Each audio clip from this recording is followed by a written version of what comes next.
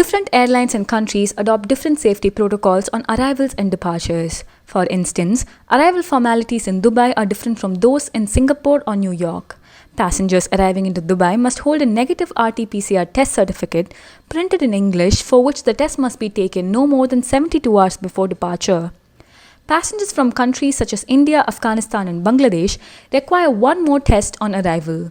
Everyone must also download the COVID-19 DXP Smart app, which gives information on the virus. In Singapore, all travelers have to take an RT-PCR test upon arrival in Singapore and foot the bill of $200. Transit passengers are provided with a wristband for access to the designated transit holding areas at the airport. Those coming to New York have to take a test within 3 days before arrival and then must quarantine for 3 days and take a second test as well. The Travel Pass, which is a mobile application introduced by the International Air Transport Association IATA, is expected to find a common protocol to enable passengers to undertake seamless travel. Since the start of the pandemic, the trade body for the world's airlines has been looked at as an entity unable to deal with the COVID-19 crisis. But it now seems to have come up with a workable plan.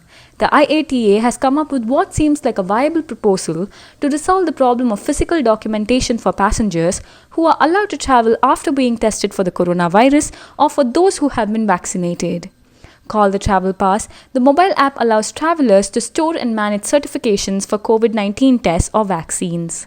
While IATA is in talks with several airlines, including from India, few seem to have readily taken to this new development. But the big issue is how IATA will be able to convince each of its member airlines to adopt this new protocol. IATA expects member countries to validate the new system, as it believes the pass will verify the secure flow of necessary testing or vaccine information among governments, airlines, laboratories, and travelers. The travel body believes the Travel Pass will be popular with airlines because it is being built with deep knowledge of their operational requirements and the needs of their customers.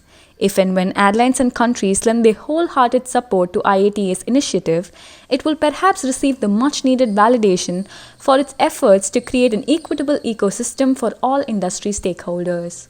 To read the complete story, click the link in the description box below.